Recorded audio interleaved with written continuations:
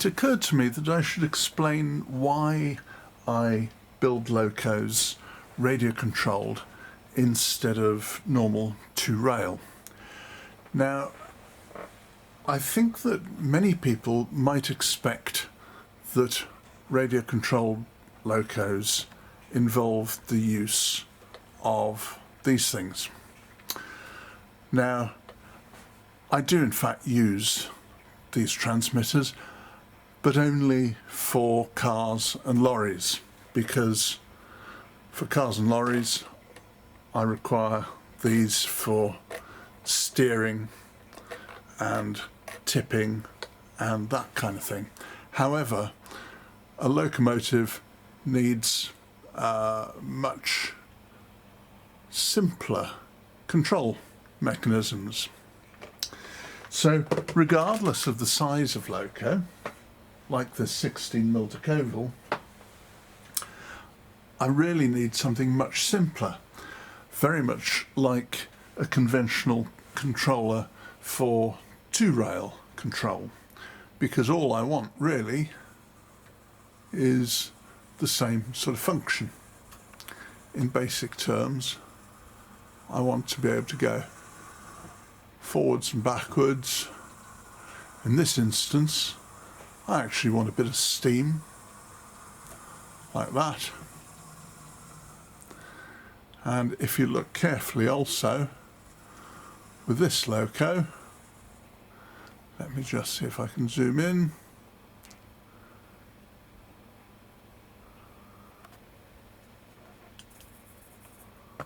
The driver has another function which you've seen on other videos. His head turns.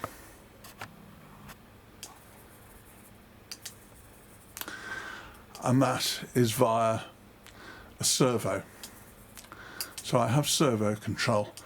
Now, obviously, you could have servos doing anything you want,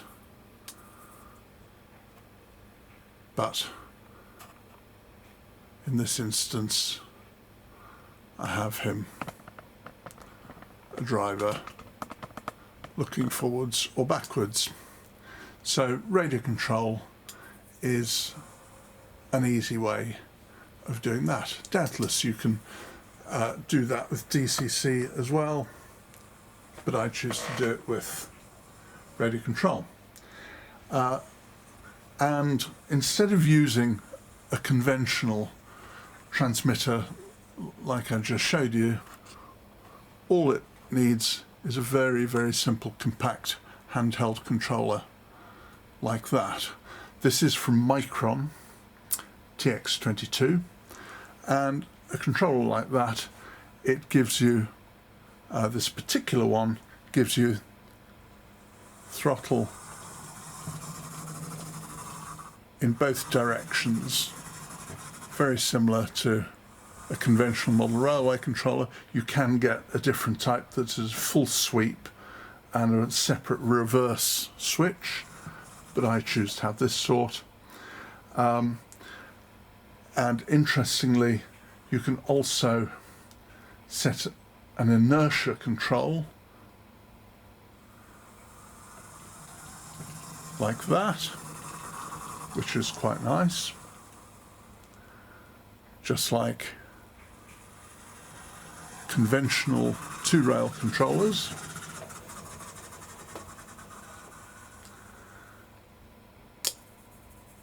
Servo controllers, it depends how you assign them, and other switches which I've not assigned on this because I've not got anything else to control on this. Now up here we have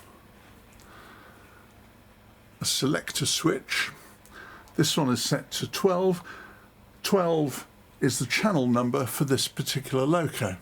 So this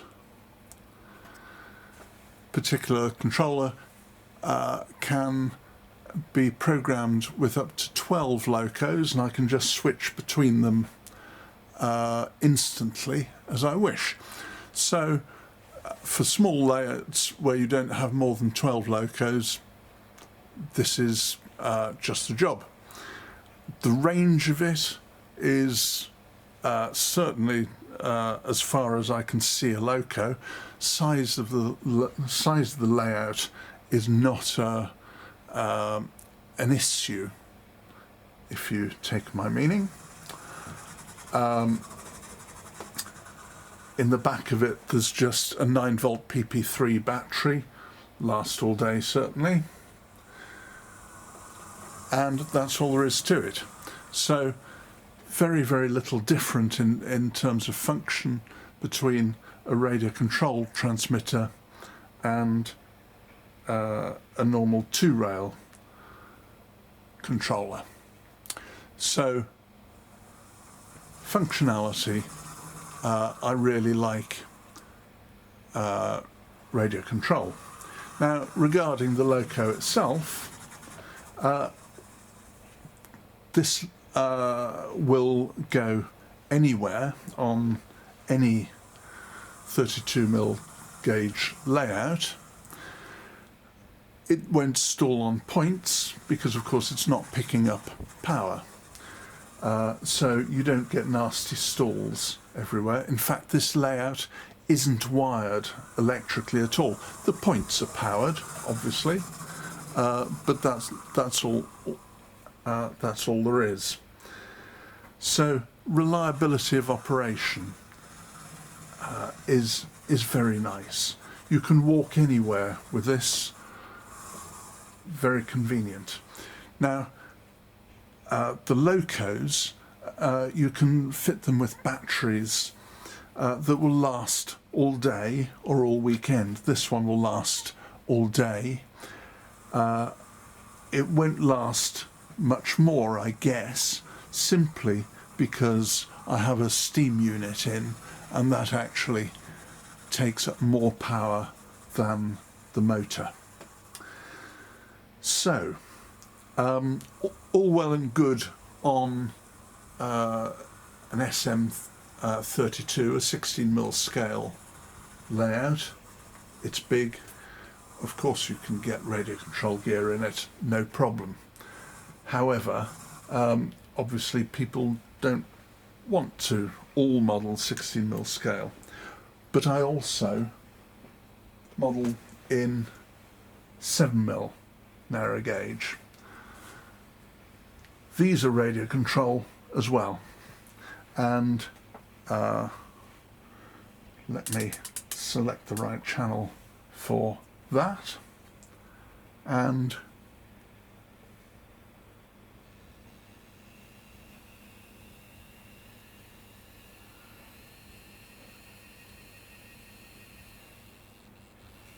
that functions equally well with exactly the same attributes.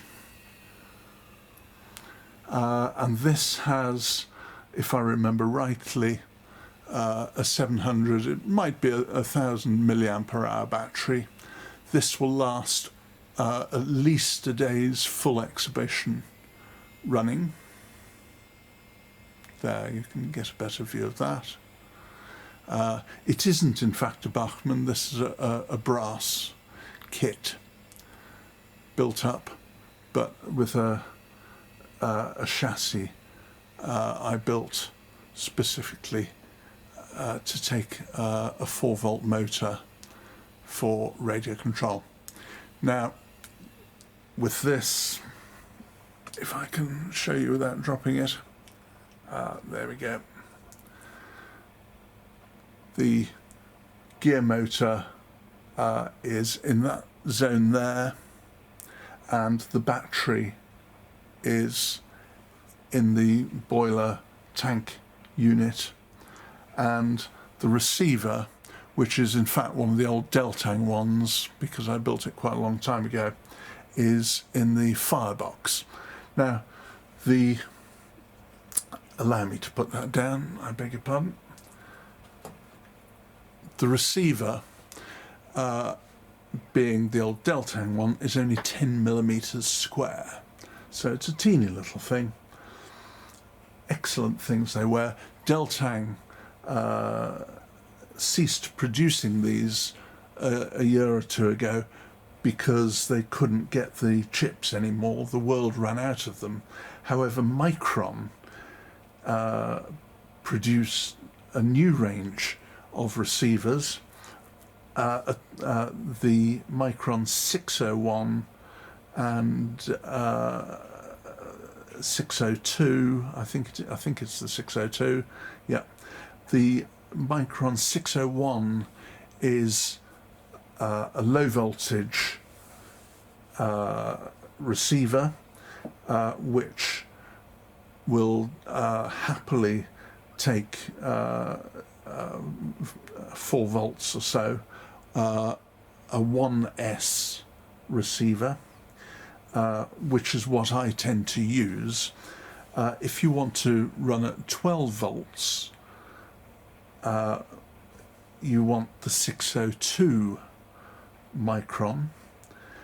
These are both larger. These are approximately 10 mil by 19 mil, something like that. So they take up a bit more space. But most Locos, and I would say nearly all 7 mil Locos, can happily accommodate those. And they're very sophisticated receivers. This one has a 601, and they're programmable receivers, and you can set all sorts of parameters with them, including pulse width modulation, which means you can program it to suit the type of motor you've got, so it runs at its optimum wavelength, which is very, very helpful.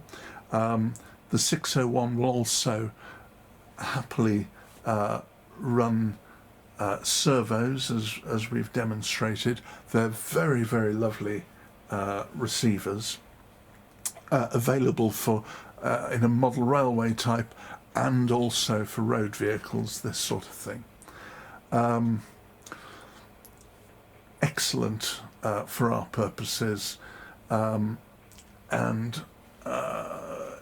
you know, I shall be using them in 7 mil narrow gauge as well. 7 mil standard gauge, really no problem whatsoever. So for me, radio control is generally a no-brainer, because they have the capacity to run for a full day at exhibition, and depending on how you configure it, will even do a 2-day exhibition. I know this because I do 2-day exhibitions with my road vehicles, which have the same mechanics and same batteries, and they've lasted 2-day exhibitions themselves, so not a problem. They do have drawbacks. There are, and that's sound. It is possible to dovetail sound in with this sort of thing. It's not something I've done, and sound is quite a high drain on battery life. So one must bear that in mind. And I am not in a position to speak about the sound capabilities, how it works with radio control, how good it is or how bad it is. I have no first-hand experience with sound and radio control. I believe people have done it. I believe you can do it with the new Micron stuff, but it isn't. I have no experience of it. But radio control with model railways, it works, and works very, very nicely, and certainly with up to 6 locos, up to 12 locos, not a problem. I'm very, very happy with locos down to this sort of size and working them well. The modern motors that you get are really quite efficient. The old 20, 30-year-old motors, 40-year-old motors, I think would be quite a high battery drain. But modern motors are so much better than they used to be, and really not so bad on battery life, I suspect. My choice, however, generally is to go for low voltage gear motors, which are terribly efficient. But horses for courses. But as I say, control, which people tend not to see, is this. This is the user end of it. Works very, very well. Very compact and very familiar in terms of usage to most model railways.